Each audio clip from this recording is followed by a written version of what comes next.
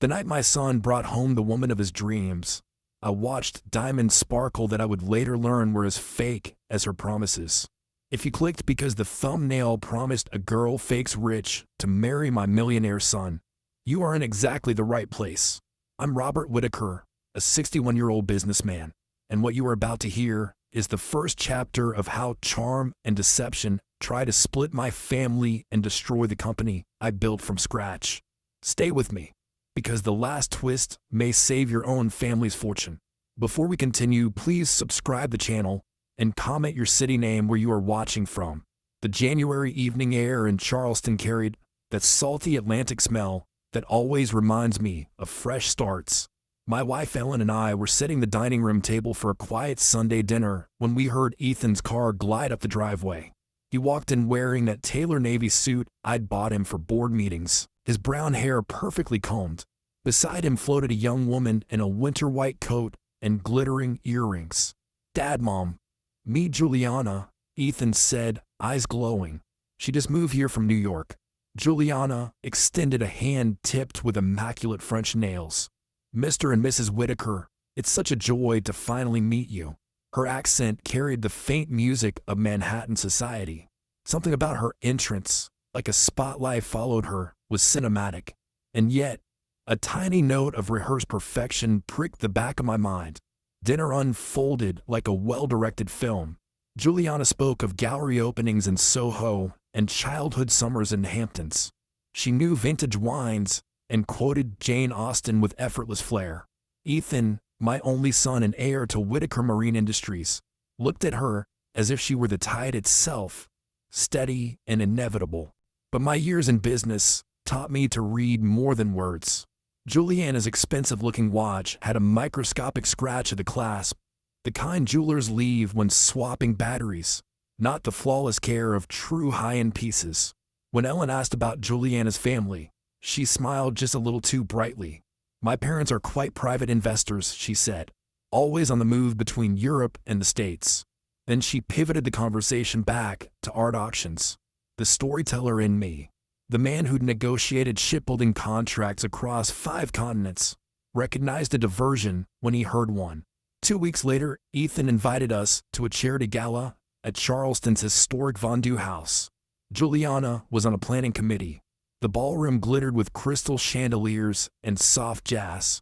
Juliana floated from guest to guest, introducing Ethan to old friends from Manhattan. Yet I noticed something odd. Those so-called friends greeted her with polite confusion, like people trying to remember an acquaintance from passing train. When I casually asked one couple how they knew Juliana, they blinked. "We just met her tonight," they admitted. That night, long after Ellen went to bed, I paced the veranda replaying every detail. My fatherly pride wrestled with my instinct for due diligence. I whispered to the sea breeze, "Am I overthinking, or is someone staging a performance?" Instead of confronting Ethan, I called an old college friend. Marcus Hayes, now a discreet private investigator. "Run a quiet background on Juliana Ross," I said. "Nothing loud, just facts." 3 days later, Marcus called back. "Robert, there's no Juliana Ross in New York high society. The closest match is a Juliana Rossi from Queens. Former boutique sales clerk, left a trail of unpaid credit cards." The name change was subtle, the backstory elegant, but the financial skeletons were real. I felt the heavy weight every parent knows. How to protect a grown child without crushing his heart. I invited Ethan for a late-night coffee in my study, a room lined with model ships and decades of maritime history. "Son," I began gently, "tell me what you love most about Juliana." He listed her kindness, her understanding of art, her shared vision for giving back. Every word glowed with sincerity. I could have dropped Marcus's report on the mahogany desk right there. Instead, I listened, then said, "Real love welcomes questions. Would she mind if I asked a few about her finances, just for family business planning?" Ethan hesitated but finally agreed. "She'll understand, Dad. We're a family of entrepreneurs. Due diligence is in our DNA." Saturday came with winter sunlight slicing across the harbor. Juliana arrived in a sapphire dress that caught every camera flash. Over a dinner of cedar plank salmon, I asked calmly, Juliana, for the sake of planning Ethan's future share in the company, could you tell us more about your family's investments? Her fort paused midair. A flicker, just a heartbeat, of alarm crossed her face. Then came a graceful laugh. Oh, Mr. Whitaker, our portfolio is complicated. I need to send you a full report later. I smiled kindly. That would be excellent. Could you also share a copy of last year's tax statement? Our attorneys can keep everything confidential. Ethan looked slightly startled, but squeezed her hand in reassurance. Juliana's eyes softened, but behind the softness, I caught a storm. That night, long after they left, a message pinged on my phone. It was from Juliana. Mr. Whitaker, may I see you alone tomorrow morning? I have something to explain before Ethan wakes. I stared at the screen, heart heavy. What truth pushes someone to reach out in the dead of night? She asked to meet me alone before my son woke up, promising the truth would not only save my family, but my company. The next morning, Charleston wore its most honest light, noon bright, salt sweet, unflinching. I chose the sunroom because there are no shadows there. The glass doors opened to the marsh, and the tide pushed in like a slow, steady truth. Ellen brewed coffee, kissed my cheek, and left the two of us alone. Juliana stood at the threshold, not in diamonds or a winter white coat, but a plain gray sweater and jeans. No makeup, the kind of face the day can trust. Thank you for seeing me, she said. Sit, I told her gently. Tell me what my son cannot afford not to know. She folded her hands, as if asking permission from the morning itself. My name isn't a lie, she began. It's my life that doesn't belong in the rooms I claimed. She took one careful breath. I grew up in Queens. My dad left early. My mom kept us afloat with 2 jobs and dignity. I worked retail, then boutique sales. I learned brands because rich women taught me with their returns. I learned parties because I was hired to smile at them. Manhattan was a set I walked across, not a home. I said nothing. The tide gurgled against marsh grass. I met Ethan at a fundraiser. I crashed with a friend, she continued. He was kind, the kind that sees people and not just chandeliers. I told him I love galleries. I do love art, but the world I described was a borrowed coat. It fit better than the truth. Her voice did not break, it did not beg. It just laid out pieces of a life like tools on a bench. And the debt? I asked softly. She flinched. Mine, and my mother's medical bills. And she pulled out a second phone, the cheap kind you can buy with cash. This is the part you need to hear most. She placed it on the table between us like a small bomb with a quiet tick. It belongs to a man named Conrad Vale, she said. He calls himself a connector. He connects desperate girls with desperate dreams to rich rooms. He calls it matchmaking. I call it what it is. Her mouth formed the word trap, but she did not say it. I let the silence hold. The marsh birds went about their patient work. Juliana opened the phone and scrolled through messages. She turned the screen to me. Conrad, meet the Whitakers. Old money, new contracts. Conrad, don't push. Float. Be light. Smile. Conrad, get photographs of paper documents if possible. Digital is traceable. Conrad, there's something called Blue Harbor. Designs. Find it. Conrad, your mother's bill hits collections on the 15th. Don't lose focus. My throat went dry. Blue Harbor? I asked. She nodded. He said a competitor would pay for your ship hull designs. I told him I wasn't a thief. He said smiling isn't theft. Just nudge the right doors and someone else will do the rest. I leaned back. The sun had shifted on the floorboards, inching toward us. What do you want now? I asked. Her answer came quick, like a truth that had waited too long. Forgiveness, she said, and a way out that doesn't destroy Ethan. I love him. I didn't plan to, but I do. She blinked hard once. If I have to walk away to save him, I will. If I have to confess to him, I will. If I have to face Conrad, I will. But I need your help. The girl who faked rich to get in was now offering to help me keep thieves out. I watched her through the kind of stillness I reserve for the moment before signing contracts that chained a decade. I heard my father's old advice as clearly as if he stood in that sunroom. A good captain reads the wind and the tide, but he trusts his compass. Here's my compass. I said, if you love my son, You will not hide. And if you want my help, you will help me protect this family and the people whose mortgages depend on Whitaker Marine. She nodded, fast, relieved. Tell me what to do. We'll do this right, I said. No dirty tricks. No lies. If there's a sting, it's to stop harm, not to humiliate. First, you tell Ethan the truth. Fear flashed across her face. He'll hate me. He may, I said, but he deserves the chance to decide with the truth. And Conrad? She asked. We'll deal with him after Ethan knows. Not before. I stood. You won't walk alone into any room with that man. Her hands unclenched. The smallest shift, but I noticed. I called Marcus Hayes. Bring your quiet kit, I told him, and your better instincts. Today. Ethan came an hour later, hair still damp from shower, Saturday bright on his face. When he saw Juliana pale beside my coffee mug, his smile fractured. What's wrong? He asked. I asked her to come, I said. I asked her to tell you the truth.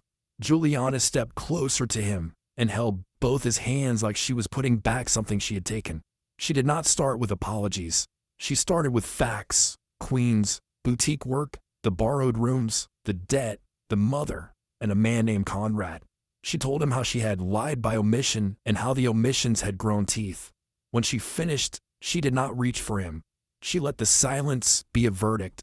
Ethan looked at me first, then at her. He took 2 slow breaths the way he did before pitching a strategy to a tough board. Do you love me? He asked. Yes, she whispered. Did you plan to love me? No, she said. I planned to impress you. Then plans failed in the best and worst ways. And you told my father before telling me, because he is the one you will call when life is about to break, she said. I wanted him to know the fault lines. I saw the sentence land in Ethan's chest. He turned to me. Dad, I believe she loves you, I said. I did not believe she came to us pure. I also believe that what we do next will teach this family what love means. Ethan's eyes glistened, his jaw set, not in anger, but in work. What do you need from me? Courage, I said, and patience. I told him about Conrad, about the messages about Blue Harbor. I won't risk you as bait, but I may ask for your help as shield. He nodded. Whatever it takes.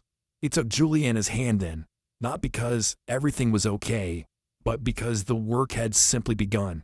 When love stopped pretending, it didn't collapse. It rolled up its sleeves. Marcus arrived with a small black case and the kind of calm you cannot buy. We sat at the long oak table Ellen calls our family keel. We can document, we can record, we can set markers to see where your information goes, Marcus said. But Whitaker Marine Security has to tighten at the same time. You got a name for a project, Blue Harbor, and a man who knows it. That means you've got a leak or a very good guesser. I'll loop in Marla, I said reflexively. Will I stopped? Marla Chun, our CFO, had access to everything. She'd earned my trust over 12 steady years. But access is what a smart thief befriends. Loop in only who you must, Marcus said gently. Not because they're guilty, but because we don't know who's careful enough. My board won't like secrecy, I said. Your board will like a competitor stealing your whole designs even less, he said. Marcus slid a small device across the table. If Juliana agrees, we can wire her for audio. Not to entrap, to protect her if Conrad presses. Juliana stared at the device like a weight she was willing to lift. I'll wear it, she said. But promise me, no circus. I'm not here to ruin a man. I'm here to stop a crime. That's the only promise I make, I said. We're builders, not wreckers. We staged the first call in the sunroom. Marcus prepped the line. Ellen set tea in front of Juliana like protection only a mother can brew, and I stood with Ethan at the far wall. The marsh flickered silver green in winter light. The world was ordinary. Our voices were not. Juliana dialed the number saved as C. He answered on the second ring. Finally, Conrad said, smooth as a bar towel, "You've been ghosting me." "I've been busy," she said, holding steady. "Busy smiling or busy working?" Conrad asked. "Because I haven't seen any Blue Harbor. Maybe because I haven't seen any help with my mother's bills." She snapped back, surprising even me. "You said collections on the 15th. It's the 13th. Be the man you pretend to be." Ethan's fingers flexed at his sides. Marcus nodded once, approving her spine. Conrad laughed. There she is. Listen, sweetheart, don't make me find another girl with better follow-through. You're inside the gates. Take a photo of anything with Blue Harbor on it. Or better, email me a file. She flinched. Mine, and my mother's medical bills. And she pulled out a second phone, the cheap kind you can buy with cash. This is the part you need to hear most. She placed it on the table between us like a small bomb with a quiet tick. It belongs to a man named Conrad Vale, she said. He calls himself a connector. He connects desperate girls with desperate dreams to rich rooms. He calls it matchmaking. I call it what it is. Her mouth formed the word trap, but she did not say it. I let the silence hold. The marsh birds went about their patient work. Juliana opened the phone and scrolled through messages.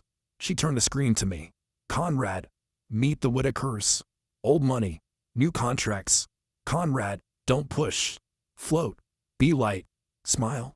Conrad, get photographs of paper documents if possible. Digital is traceable. Conrad, there's something called Blue Harbor. Designs, find it. Conrad, your mother's bill hits collections on the 15th. Don't lose focus. My throat went dry. Blue Harbor, I asked. She nodded.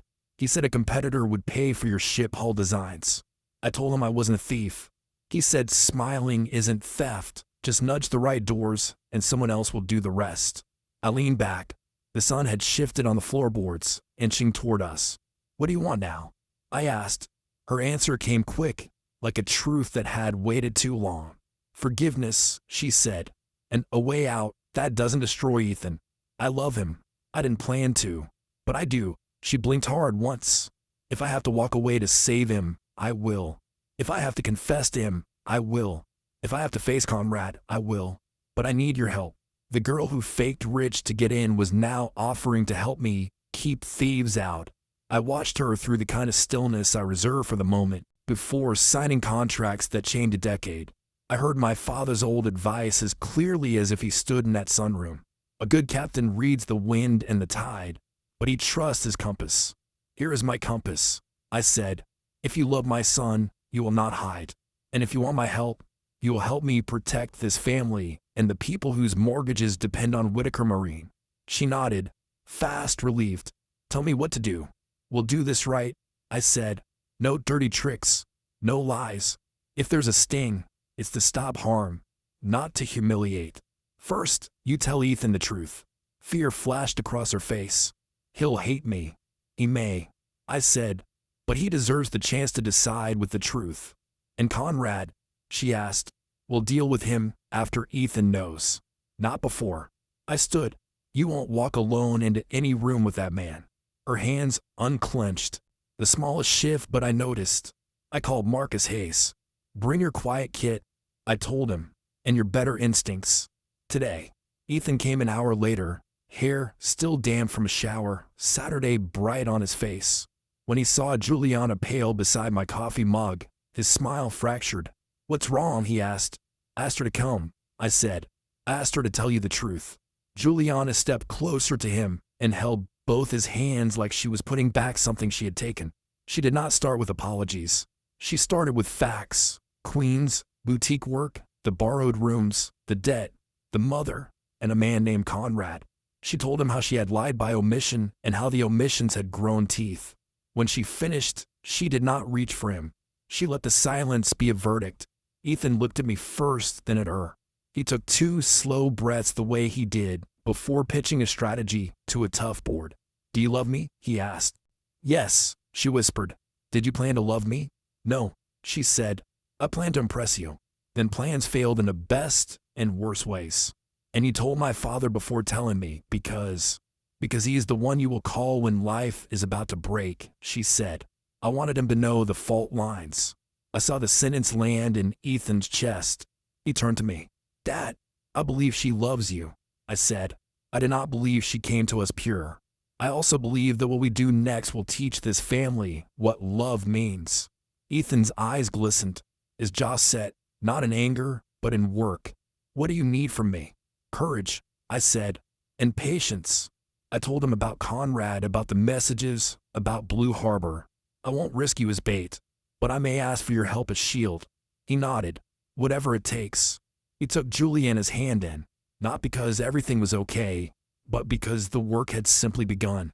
When love stopped pretending it didn't collapse, it rolled up its sleeves. Marcus arrived with a small black case and the kind of calm you cannot buy. We sat at the long oak table Ellen calls our family keel. We could document, we can record, we can set markers to see where your information goes, Marcus said. But Whitaker Marine Security has to tighten at the same time. You got a name for a project, Blue Harbor, and a man who knows it. That means you've got a leak or a very good guesser. I'll loop in Marla, I said reflexively. Will I stopped.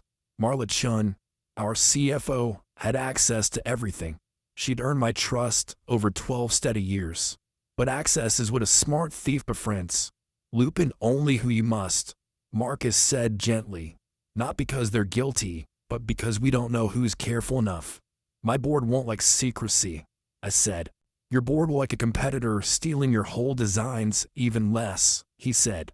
Marcus slid a small device across the table. If Juliana agrees, we can wire her for audio. Not to entrap, to protect her if Conrad presses. Juliana stared at the device like a weight she was willing to lift. I'll wear it, she said. But promise me, no circus. I'm not here to ruin a man. I'm here to stop a crime. That's the only promise I make, I said. We're builders, not wreckers. We staged a first call in the sunroom. Marcus prepped the line.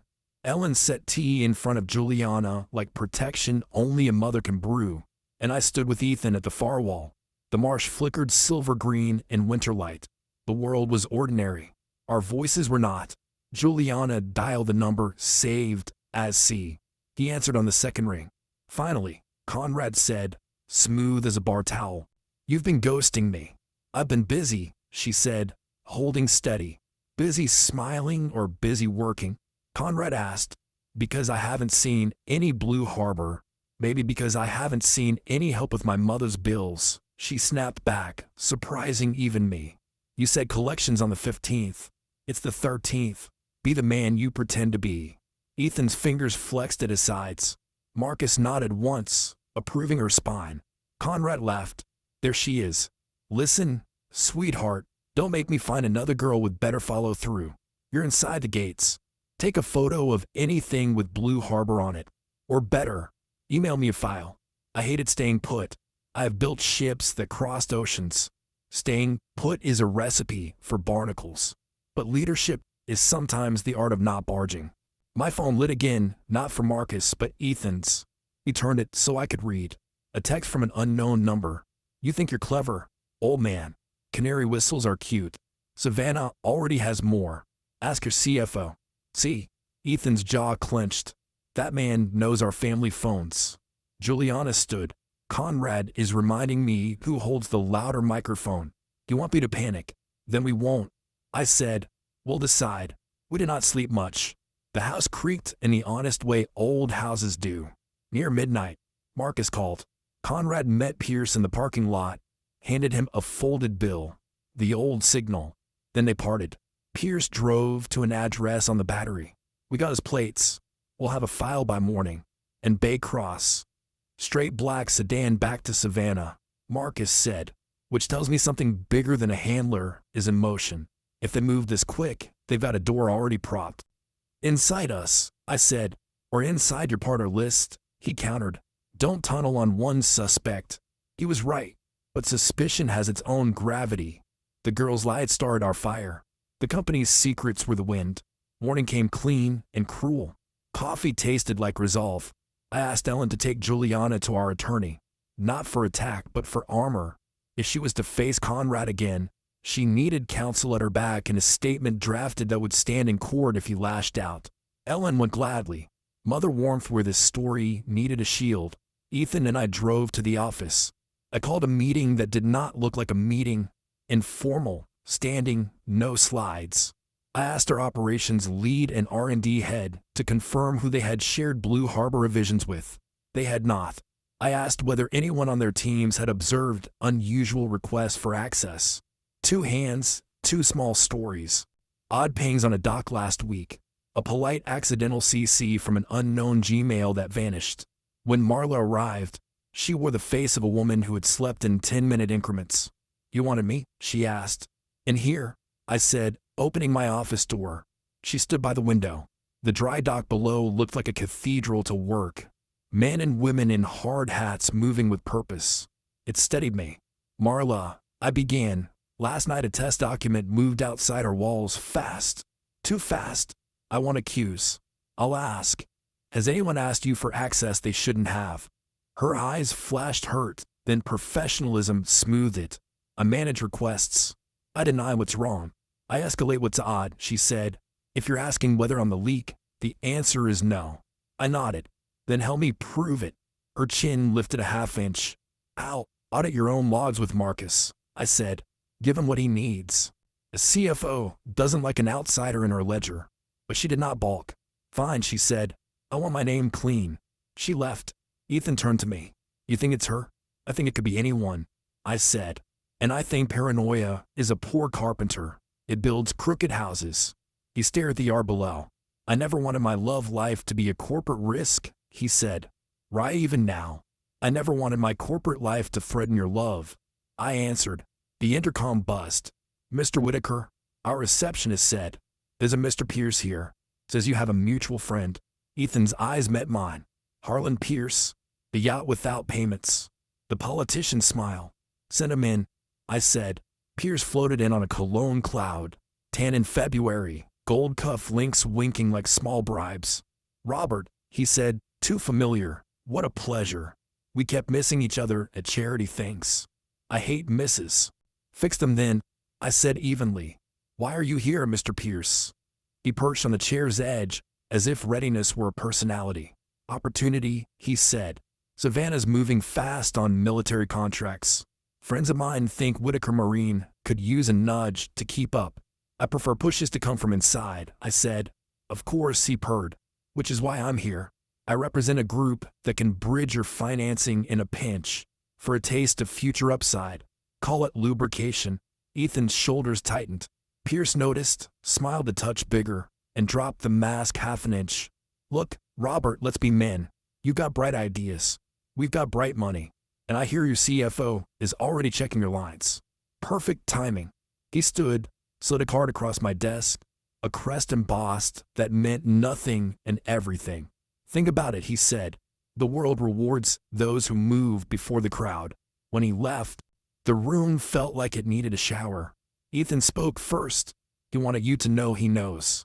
"Which means," I said, "the message last night was not just about theft. It was about pressure. When thieves can't steal your ship, they'll try to buy your captain."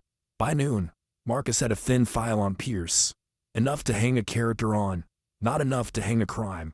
"His board seats are real," Marcus said. "His money's vapor plus other people's checks. He's a conduit. Baycross uses men like him to approach companies with friendly terms right before a bid goes sideways." "And Conrad?" I asked. "Calls pinged a tower near Shem Creek at 8:30 last night," Marcus said. "Then nothing. He's gone quiet because he thinks you're spooked. Or because he got what he wanted." Ellen called from the attorney's office. "We drafted a statement for Juliana," she said. "If Conrad retaliates, she's protected. Also, Robert, her mother's medical file is real. Stage 2 chemo. The bills are exactly as ugly as she said." I closed my eyes for a moment. Compassion did not erase consequence. It did, however, insist on being included in the math. "Tell our foundation to cover the backlog anonymously," I said. "Done," Ellen replied. "No strings. Just mercy." That afternoon, while Marcus and Marla combed log trails that wound like tidal creeks, I drafted a memo to our board. Temporary internal controls reinforced. External data tracking activated. No operational disruptions anticipated. All true. None of it theater. Then the screen blinked. Another token ping. Someone had opened the decoy file again, from a private residence on James Island. The lookup returned, familiar. My stomach fell. It was an address belonging to someone on our finance team. Not Marla, a junior analyst. Bright, eager, easily flattered. We moved quickly but quietly. Marcus paid a polite visit and found the young man home. Cheeks flushed, hand shaky. On his table, a bottle of cheap champagne and a business card with the same embossed crest Pierce had slid across my desk. "Who gave you the file?" Marcus asked mildly. I didn't mean," the young man stammered. "It was sent to me by mistake. Mr. Pierce said it happens all the time, that I could send it for external modeling to prove I'm proactive." Marcus took the card. "And did you?" The young man began to cry. "I sent the link. I thought it would make me look like I cared." Marcus put a calming hand on his shoulder. "You cared," he said, "about the wrong thing. Sometimes betrayal isn't a knife. It's a nudge in the wrong direction offered with a smile. We didn't fire him on the spot. We pulled his access and scheduled a formal hearing. I sent a note to HR emphasizing rehabilitation where possible, prosecution where necessary. Leadership is a set of doors. You decide which ones you hold open." By late afternoon, the sky over the harbor deepened to that contemplative winter blue. I stood at my office window and watched weld sparks stitch light along the hull. That's what I wanted for this family. Sparks that built, not burnt. Juliana texted me. "Conrad wants to meet tonight. Says he has feedback for me. Public place. Shem Creek again." I typed back. "You do not meet him alone." She replied. I assumed. "What do you want me?" Marcus proposed a plan. A booth in the corner. 2 plainclothes officers at the bar. Juliana wired. I would sit where I could see, where I could stand if I had to. Ethan would not be there. Not because he wasn't brave, but because if rage entered that room, it should be mine. At 7, the restaurant buzzed with shrimp baskets and couples on dates pretending the world outside didn't exist. Juliana arrived first in a simple blue dress that made her look like herself. She ordered water and held the glass like an anchor. Conrad slid into the booth with a grin that tried too hard. "You've been busy," he said. "And you've been reckless," she shot back. "You texted Mr. Whitaker's family. That wasn't part of anything I agreed to." "You agreed to results," he said, leaning in. "Do you have them?" Juliana opened her purse and placed a folded printout on the table. The decoy email chain. Nothing more. Conrad scanned it, smirked. "This is fluff. It's exactly what I could access," she said, "without breaking the law." He tapped the paper. "Savannah says otherwise." "Savannah can go to hell," she said. He laughed. "You've grown a mouth." "I've grown a spine," she replied. His eyes narrowed. "Don't forget who paid your rent last month." My shoulders tensed. Marcus's hand on my arm reminded me that the safest men are patient ones. Juliana leaned closer. "Here's what happens if you push me," she said, voice low. "I walk into a police station with your messages, and I tell them the names you've sent money to. You want to know how many other girls are done being borrowed? More than you think." Conrad's face changed then, the mask sliding hard to the edge. "You're bluffing. Try me," she said. He sat back, calculated a new tone, and spread his hands. "Let's not fight. I have friends who can make you and your mother very comfortable. All you have to do is keep your eyes open and your mouth closed." Juliana smiled without warmth. "We're done," she said, standing. He grabbed her wrist. Not tight, just enough to test. That was his mistake. 2 officers were there in a heartbeat. Light hands, firm eyes. "Everything all right?" one asked. Conrad released. "Of course," he said smoothly. "We're friends." "No," Juliana said, clear enough for the bar to hear. "We're not." She walked straight to me, chin high, and we left together into the clean night air that felt like absolution's first breeze. When courage finally speaks, it sounds like a door unlocking. We thought the worst of the evening was over. It wasn't. Back at the house, as Ellen placed tea on the coffee table and Ethan hugged Juliana like a man who understands the price of honesty, my phone vibrated with an alert from a bank. Emergency draw request, $7 million. Authorized, CFO credentials. 2-factor confirmed. A second later, Ethan's phone lit with a message from a number saved under Juliana's burner history. Conrad again. "See? Tell your father to check the news. He taught us canaries. We taught him thunder." I turned on the TV. A business channel scrolling ticker read. "Leaked. Whitaker Marine Blue Harbor Doe Sea raises IP questions. Savannah bid heats up." Ethan looked at me, eyes fierce and wounded. "Dad, Did you set this up to frame Juliana? She told me about the decoy. No, I said, voice iron. I set it up to catch thieves. Then why does it look, he said, holding up his phone as a fresh headline flashed, like we're the ones playing games. Because someone wanted it to. Because someone used our trap as a stage. Because courage is not the only fast thing in this world. Malice can sprint, too. By morning, either my family would fracture, or we would become the kind of family that cannot be broken. At 9:17 p.m., the bank pinged. A $7 million emergency draw using our CFO's credentials. At 9:18, cable news announced our leaked design. By 9:19, I had to choose, protect the company first or the family first. I chose both. I killed the TV, silenced the living room into a hard, honest quiet, and called the bank's night fraud desk. The voice on the other end was steady, and it steadied me. This is Robert Whitaker, I said. Freeze the draw.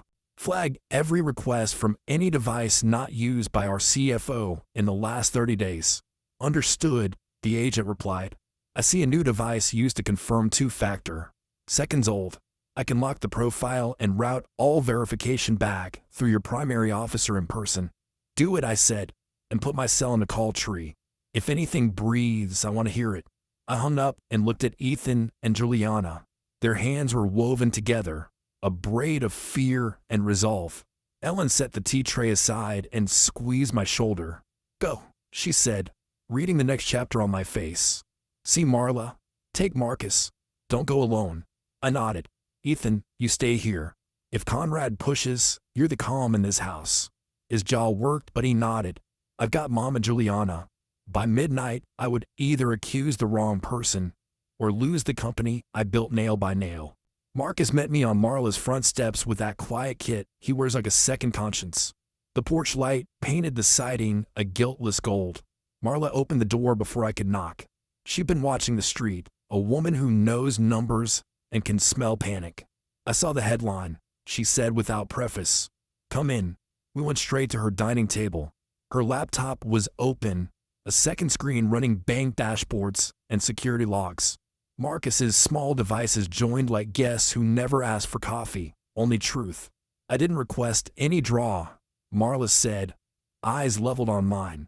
But my phone did ping for a two-factor I didn't approve. Then the prompt disappeared. I thought it was a glitch.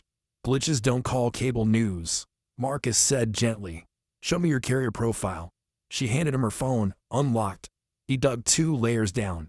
Here, he said, tipping the screen. A secondary line was added this evening. Active for 15 minutes, then removed. SIM swap attempt. Whoever did it used your full profile. Marla exhaled, anger like heat off metal. So, they stole a text meant for me. Or a push, Marcus said. Carrier employees get compromised. Not often, but enough. The bank's night manager called back while we were still tracking the digital footprints. We froze it, she said. And Mr. Whitaker, off the record, good call. We're seeing a pattern tonight across 3 regional companies. Looks coordinated. Thank you, I said. Send me a forensic packet for the morning. I hung up and turned to Marla. I'm not asking for perfection, I said. I'm asking for cooperation and for courage. You have both, she said. It wasn't a defense. It was a vow.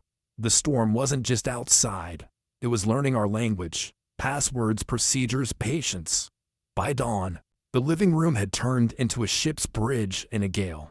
Coffee, legal pads, muted news tickers. Our attorney dialed in, PR head too. Ellen drafted a staff memo with that voice of hers that makes people lift their chins and keep working. I stood where the morning sun finds the floorboards and told the room what we were and were not going to do. We will not lie, I said. We will not slander anyone without proof. We will not let fear write our policies. We will tighten what was loose, light what was dark, and we'll show our people we're worth following. PR wanted statements, legal wanted silence. I threaded the needle. Say this, I told PR. Whitaker Marine experienced a coordinated third-party intrusion attempt that failed to access cache and targeted a decoy engineering document. We are fully operational, cooperating with authorities, and grateful for our employees' vigilance. Period. No theater. Board will want blood, The attorney warned. They'll ask for a head on a pike. Boards want stability, I said. Give them a plan. They'll decide whether they want a fire to watch or a house to own. Ethan moved closer to the fireplace, fingers laced behind his back the way I do when I'm thinking. Dad, say the word and I'll step back from day to day until this is over. If the optics are, you stay, I said, cutting him off. Optics don't run ships. People do. We're not staging a sacrificial play for cable headlines. Juliana watched me the way a person watches someone turn a steering wheel against skidding ice. She didn't speak. She didn't have to. The room was breathing through one set of lungs. When money tries to scare you, lead with something it can't measure. At 10 a.m., the board assembled, half in person, half in squares on the screen. I stood without slides. I don't sell with screens. I sell with clean timber and a plan thick enough to hold weight. We were attacked, I said, with smiles and with some swaps. We responded last night. We'll keep responding until our house is boring again. I laid out the decoy document strategy, the token pings, the Riverside Oyster Bar meeting, the Baycross opens the SimSwap trail, the bank freeze, the junior analyst's external modeling misstep. I didn't say his name. I kept that part human. Our attorney stacked the exhibits, each time stamp a nail. Then Harlan Pierce made his entrance, figuratively. One of our outside directors cleared his throat and said, too casually, I've had conversations with a financing group that could steady the ship during this turbulence. His eyes flicked off screen, and I could smell Pierce's cologne from 1,000 miles. I didn't blink. We appreciate options, I said. We also recognize opportunists. We don't trade our rudder to the first man who shows up with gas. A pause, a breath, a decision. Marla cleared her throat. Audit findings, she said. She looked tired, but not fragile. We can show precisely how the faux file moved. We can also show a profile change on my carrier account at 7:08 p.m. Roll back at 7:23. I filed an affidavit and locked my lines. I'll submit to any independent review the board requests. A different director, our oldest, leaned in until his webcam framed only eyes. I've seen 30 storms, he said. Ships don't sink from spray. They sink from holes you pretend aren't there. This, he waved a hand vaguely at the exhibits, is not spray, but you patched fast. I vote we let the captain steer. The captain language was sentimental. I'll let it stand. We took the vote. Proceed with our plan. No interim financing, independent security review on a fast clock. The motion passed 7-2. Close enough to sting. Strong enough to hold. After the meeting, my phone lit up with a client's name that matters. The Navy liaison for an R&D pilot. Saw the headlines, she said. Saw your statement. Send me your security review timeline and your internal controls. If the work stays clean, our interest stays warm. Understood, I said. You have my word and our plan. When a crowd offers panic, real partners check your bolts and hand you a wrench. Marcus dropped a thin manila envelope on my desk that afternoon. Pierce, he said, and friends. Inside, printouts of bank wires with amounts that look innocent in isolation and predatory in sequence. A list of consulting retainers paid to a shell that touched Baycross. And photographs. Pierce shaking hands with Conrad in a marina parking lot beneath a banner that read Regatta, Weekend Vendors Welcome. He's a conduit, Marcus said. He doesn't need all the money. He gets his cut by being useful. What's our play? I asked. Offer him a bigger stage, Marcus said. Invite him to bring his friends for a pitch they can't resist. We see it with something that sounds braver than it is. You are a wire. I bring the kind of friends who have badges and patience. I thought of Ellen's tea and Ethan's clenched jaw and Juliana's small, steady voice. I thought of the weld sparks building a hole down in the yard. We do it, I said. No swagger, no headlines. A clean catch. We chose a neutral stage that could hide us, but not swallow us. A charter conference room at the marina. Not the Oyster. Not home turf. A place where greed believes it's charming. Word went out via a single text from me to Pierce. Heard you have bright money. Show me. He replied in seconds. Tonight. You'll be impressed. Of course I would be. Harlan. Men like you live from mirrors. Juliana wanted to come. I told her no. You've done enough, I said. You told the truth and stood up when it mattered most. Now I want to do my job. She set a hand on my sleeve. Bring my mother's photo, she said unexpectedly. If you're tempted to be merciless, look at her. She didn't ask for any of this. It was not a plea for Conrad. It was a leash for rage. I slipped the photo into my pocket. It's dangerous to hunt in a storm, unless you know your compass better than your fear. The conference room smelled faintly of varnish and expensive lies. Pierce arrived first, 10 brighter than conscience, grinning. He introduced the Savannah friend, Baycross procurement in a suit that fit like money laundered twice, and a local investor whose handshake said politician without the bother of elections. Pierce opened with flattery, men like him always do. Robert, you're what Charleston should be. Tradition with teeth. Let's keep you sharp. I kept my posture easy, hands visible, voice mild. We're considering bridge options. Baycross smiled the way a man does when he imagines holding a throat. We can clear headlines for you, he said casually. People listen when we reassure them. Reassure them about what? I asked. Your access to our projects. Procurement shrugged. Call it regional cooperation. We call it theft, I said very gently. The door clicked. Marcus entered like a man who'd gotten lost on the way to the men's room. He didn't sit. He didn't need to. Pierce put down his pen. Robert, we're all friends here. No, I said. Friends don't try to empty cash lines in the night. Friends don't sim swap.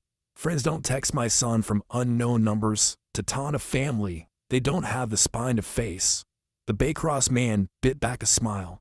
You can't prove any of that in this room. The far door opened again. 2 plainclothes agents stepped inside and stayed near the hinges the way patience stays near truth. We don't have to, I said, tapping my breast pocket once. We merely need you to keep talking like you've talked all week. The politician's smile cracked first. He swore softly. Pierce went gray in a way Ting can't cover. The procurement man said nothing. Only his eyes moved, calculating new payrolls without us in them. Relax, I said, because mercy is a power tool when you use it at the right angle. I'm not here for cuffs or cameras. I'm here for a deal you can live with. Cease contact with my staff, never touch our IP again, and sign an affidavit that documents who asked you try. Then take your money and your mirrors and go bother someone else. Baycross looked at the agents. Is that really on the table? The taller agent replied, he's offering a civil path. Don't mistake it for weakness. Pierce swallowed. What about Conrad? Marcus smiled without showing teeth. He'll get his own meeting. We slid papers across the table. Statements drafted to be triggered only if they returned to their old habits. Not signed under duress, signed under clarity. Threat enough to correct, not enough to martyr. They signed. I didn't shake hands. I nodded once. The agents slipped back to the hall, satisfied that the storm had been coaxed away from a public pier. It wasn't victory. It was tide turning. We still had Conrad, and we still had a company to steady. Sometimes the bravest win is the one you can't post a photo of. We returned to the yard, that beating heart of steel and sweat I love like a second home. The afternoon had the amber of a day ready to admit it learned something. That's when the alarm blared. South Warehouse, someone shouted. Sparks near the prototype. I ran 61 or not. I can still move when the right things are on fire. The South Warehouse is where we store the sensitive shells. The parts that make our whole sail quieter than government whispers. Smoke licked the rafters, not thick yet, just a warning. A maintenance card had been shoved against the panel. An oily rag smoldered in a place you don't set rags unless you want them to catch. I grabbed an extinguisher, yelled for another, and felt Ethan beside me even before I saw him. We knocked the flame back to a sullen, guilty curl. 2 crew rolled the cart away. Faces a map of every late night they've ever worked for this company. Marcus appeared on my shoulder. Camera caught him. He said, breathing hard. Cap, hoodie, walked like a man who learned to move without leaving story. Conrad, I said, or someone he hired. Marcus answered. We stood in the settling powder and smoke. I ran a palm over the metal panel like a father checking a child's forehead after fever breaks. Took every lock. I said, every access point, every badge. We'll sleep in shifts if we have to. We claim this place with our footsteps. Ethan stepped close. Dad, I need to say something before the next crisis. Say it, I said. I love her, he said simply. Not because I'm blind, because I was blind and then she made me see. If this ends with me choosing between the company and Juliana, I choose both, or I'll walk away from both and build something true from scratch. I won't be a prince in a house that makes me a stranger to myself. His words hit me like a truth I'd been drafting and hadn't printed yet. I put a hand on his shoulder. You were never a prince, I said. You're a builder. Builders tell the truth, even when it hurts. You'll never have to choose between this company and love. Not while I'm alive. We looked at the panel together. We looked like men who would earn the next sunrise. Families don't survive by being perfect. They survive by protecting what's worth bleeding for. That evening, tired, smoky, wired, I stood on the porch with Ellen, watching the marsh trade secrets with the wind. My phone buzzed with a blocked number. Robert, the voice said. Smooth, ragged at the edges. You keep saving face. You can't save everything. Meet me at the old cannery at dawn. Come alone, or watch Blue Harbor sink in ways he didn't design. Conrad, I said. He chuckled. You learn. I didn't promise to come. I didn't threaten. I hung up and stood in the sound of crickets in a house that had eaten fear for dinner. Ellen rested her head on my shoulder. You won't go alone, she said. I won't. I answered. But I might go. She didn't argue. She knows the difference between foolish and necessary. Inside, Juliana was helping the kitchen, sleeves rolled, hair up, a woman deciding to be real, even when real hurts. Ethan set plates with a care that would make a shipwright proud. I slipped a photo from my pocket. Juliana's mother, cheeks pale with treatment, eyes fierce with love. I sit on the mantel. Tomorrow, I said to the room, we stop running from names. We finish this with the law, our word, and our hands. Ethan met my gaze. Juliana did too. Ellen already knew. At dawn, I would face the man who tried to buy my son's future with my fear. I would carry two things he couldn't understand: mercy and a spine of steel. The man who tried to buy my fear called me to an abandoned cannery at sunrise. I went, carrying something he'd never understand: mercy and a spine of steel. The Charleston Marsh was still half asleep when I left the house. Fog lay across the water like folded linen. I wore an old fisherman's jacket and carried no weapon but a phone, a small voice recorder, and a calm that only truth can lend. Behind me, a quiet convoy followed. Marcus in an unmarked sedan, two plainclothes officers farther back. We'd agreed on one rule. I walk in first, to stay close enough to hear every heartbeat. The cannery loomed gray and silent, its corrugated walls beating with dew. Inside, the air smelled of rust and old salt. A shadow detached itself from a stack of crates. Conrad. He looked smaller than a menace he'd projected through late-night texts. Cheap leather jacket, eyes quick and restless. You came alone, he said. I came prepared, I replied, clicking the recorder on where he could see it. He gave a slow, sly smile. You want to negotiate or confess? Because from where I stand, your company's bleeding into press, and your precious design is already on the Savannah table. He thought headlines were weapons. He didn't know I carried evidence sharper than steel. I pulled a slim envelope from my pocket and let it rest on a crate. Inside is a legal cease and desist, plus every message you sent to Juliana. Copies already sit with my attorneys and the police. We can end this two ways. You sign a full confession and restitution agreement now, or you wait for the warrant. He laughed. You think a few texts scare me? No, I said, but bank fraud, IP theft, and extortion do. And I have them all in writing.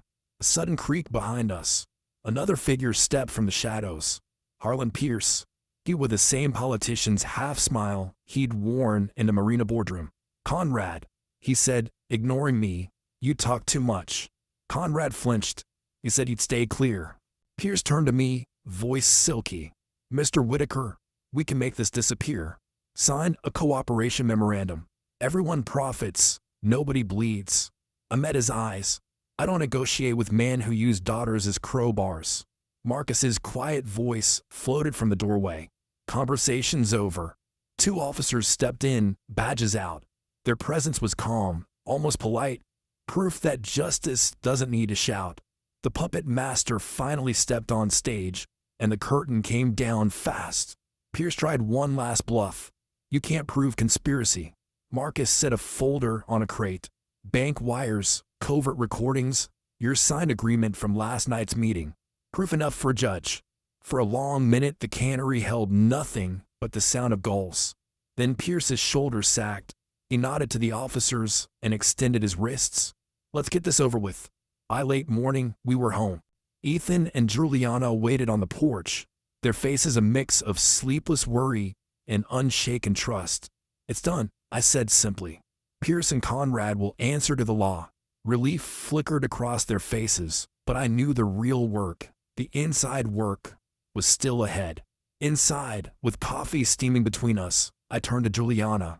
You've been brave, but honesty isn't a single act. It's a lifelong habit. Are you ready for that?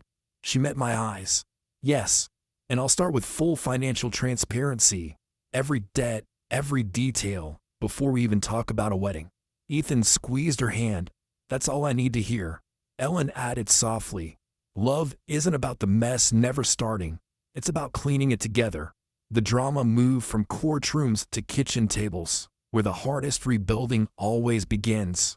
In the weeks that followed, we turned fear into architecture. A dual signature family trust ensured no one person could ever move major funds. An innovation vault legally protected every Whitaker design. A scholarship fund in Juliana's mother's name began paying forward the mercy we'd received. The press wanted a scandal. We gave them a blueprint. How to face betrayal without destroying love or enterprise. The Navy liaison called again. Your transparency sets a new industry standard, she said. We're extending your pilot contract. At a private family gathering, I looked around the room. Ethan and Juliana planning a modest wedding. Ellen laughing with Lily, the welders and accountants who had stood by us through every headline, and felt a quiet conviction. We are richer than any number on a check. The wealth we almost lost turned out to be the people we almost doubted. On a clear Saturday evening, we invited neighbors and longtime employees to the shipyard for a launch of trust. Juliana presented a handcrafted plaque reading. I raised a glass of sweet iced tea and let the silence settle like a keel on water. This isn't a toast to surviving scandal, I said. It's a toast to building a life money can't break. May every family here find the courage to face truth, forgive boldly, and guard love with wisdom. The cheer that followed wasn't loud. It was deep, the sound of anchors holding fast. Betrayal may sneak in wearing silk and smiles, but forgiveness walks in with open eyes. True wealth is not cash or contracts. It is the courage to face deception, protect what matters, and keep your family whole.